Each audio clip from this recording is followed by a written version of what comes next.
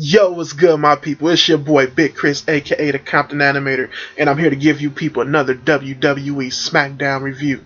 So tonight's show start off with the Wyatt family versus the Usos. A pretty okay match here. You get the Wyatt family coming on with the win, and Bray Wyatt hitting Sister Abigail on one of the fallen Usos who was still outside the ring, brought him inside the ring, hit it on him. Yeah, it was a pretty quick but okay match here. Next we get John Cena comes down to the ring and he starts talking about a bunch of, how this is the last SmackDown of the new year. I mean of 2013, and trying to hype the crowd up and stuff like that. Then he hypes up probably a match that he may have with Randy Orton coming up and stuff like that, trying to hype it up that he may have the match tonight. So the Shield comes out and basically punks him and beats him up right there. You get Mark Henry comes out, then he gets beat up. Then you get Big E Langston comes out, and they basically fend off the Shield. And Kane comes out, who says basically that he doesn't want any fighting right now, but he does want to set up a match, which is he going to have singles matches with all six guys there, and each one is going to have to face each one of those guys are going to have to face a member of the other team. So yeah, a pretty okay segment right here. Just kind of a filler segment just to have something to do on the show, but it was fine for what it was. Next we get a backstage interview with Randy Orton. I like to hear because he says that for the new year he wants to do something that's different and new, and he wants to what does he say? He wants to enter the Royal Rumble, win it, and then go to WrestleMania and just sit down and watch the WrestleMania and not even have to fight because he's basically won a chance to fight himself. So yeah, that was pretty funny. But you also get Ziggler, who comes out here and basically tells Randy Orton that I'm tired of your bullshit and I want to fight. Kane comes out and says we're not going to have a fight right here, but you can go in the ring and fight. And Kane tells Randy Orton that he doesn't want no backstage shenanigans, that if he's going to beat up somebody, go do it on the ring. So that was a pretty cool segment right there. I like the stuff that was Randy Orton was saying, and I like the interactions between Ziggler and Orton. Next we get Cesaro versus Cody Rhodes. And it's kind of not a rematch, but a continuation of a story that was happening on Main Event. So you get a cool little match here with both of them, and Cesaro wins with a roll up. So it was pretty cool right there, and it gave the Real Americans a win. It's also building up more stuff for the tag team division. Next we get Curtis Axel and Ryback versus Primetime Players. Quick little match. It was not quick, but okay time given match. Primetime Players win with a roll up here as well. Next we get Randy Orton versus Dolph Ziggler. A match that got a lot of time here. It was slow and kind of methodical for most of the match, but it picked up some more speed towards the end. I really like the end towards this match. You get Randy Orton who's in the corner getting beat up by Dolph Ziggler, and he just gives Ziggler a thumb to the eye, then runs up and hits the RKO. So I like that. It shows Randy Orton's still a fighter and stuff like that, but he also, is methodical and, knows the right way to cheat to get the win. It's something that he should have been doing all along, and, instead of the authority being a major part. So I kind of like that they're having Randy Orton be more of the step up and taking matters into his own hand in his matches to get the wins and stuff like that. And this was pretty good to see here, and he got a win over Ziggler. So yeah, then he goes for a beatdown on Ziggler outside and does a DDT off the barricade on him. Next we get a pretty quick match between Daniel Bryan and Damian Sandow. An okay match here, not too much to it. You get Daniel Bryan who comes out with the win, and then you get the Wyatt family who interrupts Daniel Bryan winning celebration and basically talks shit about Daniel Bryan, saying how him and the crowd connection that he has is basically going to be his downfall, and Bray Wyatt calls himself a god here. So it's a pretty okay segment right there and a pretty okay match. Also, they didn't do a Divas match right here, but what they did do is just show the Divas match that we had on Raw Christmas, which I thought was kind of cheap. It's like, if I'm watching this show, at least give me a match that I haven't seen yet. So next we get the main event matches, which is Big E Langston, John Cena and Mark Henry versus the members of the Shield in one-on-one matches. First they set up a match with Big E Langston and Dean Ambrose.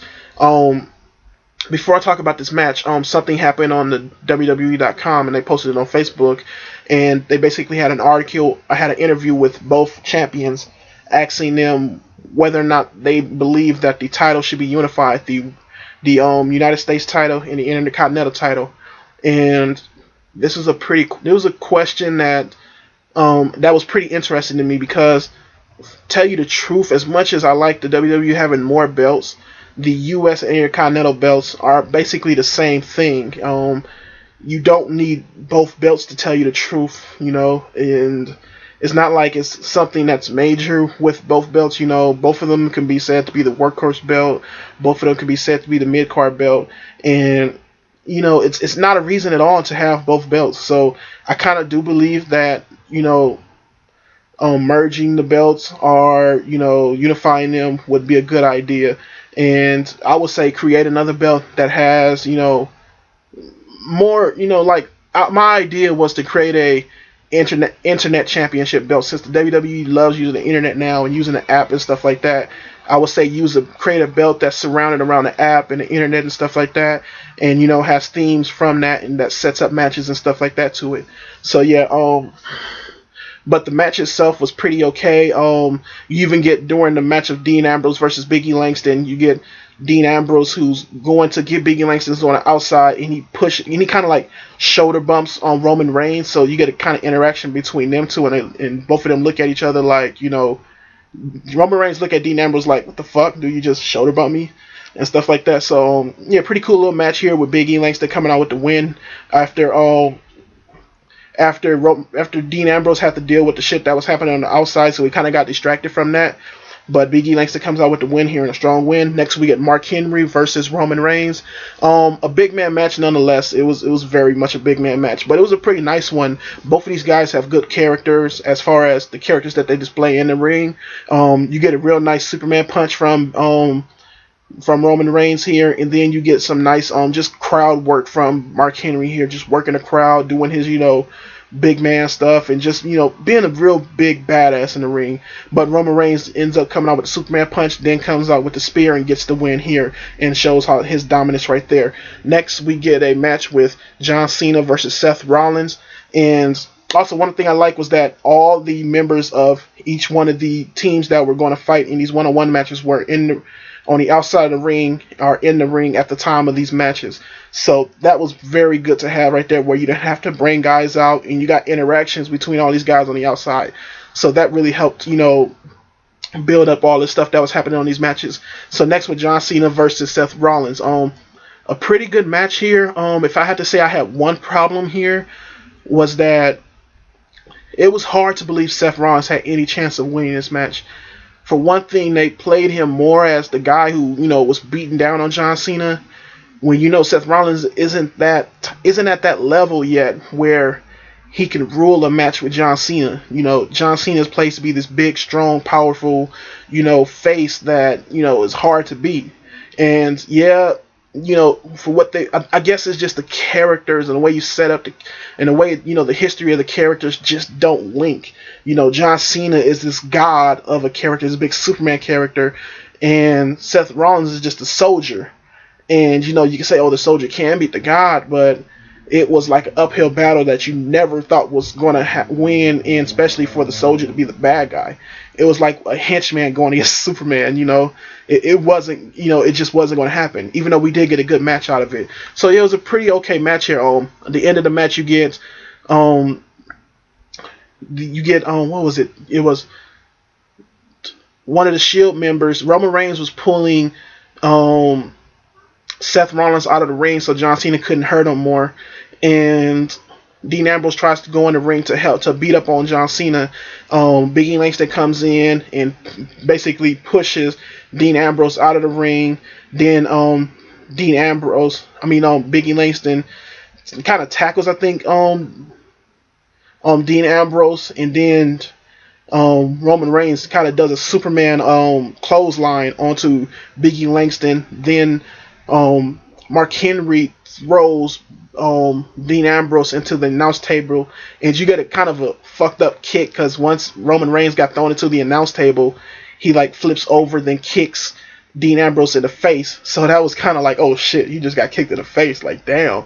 So I hope they build a little bit something off of that too, just off of the interaction between those two guys, because they're gonna have a good heads up match once the Shield breaks up. But and John Cena, Seth Rollins was getting ready to do a body splash onto John Cena, but John Cena rolls him up, hits the AA, and gets the win here. So a pretty good 3 matches right there. A pretty good way to end the night with the main event section, and it was a pretty good SmackDown tonight. I would give it a straight B. You had some pretty good matches here. They weren't great. They were just okay to they were cool. So yeah, for the match that at the end of the year where WWE is going to put a gang of story and stuff into the night, I felt that the wrestlers themselves did a lot to add story to the show.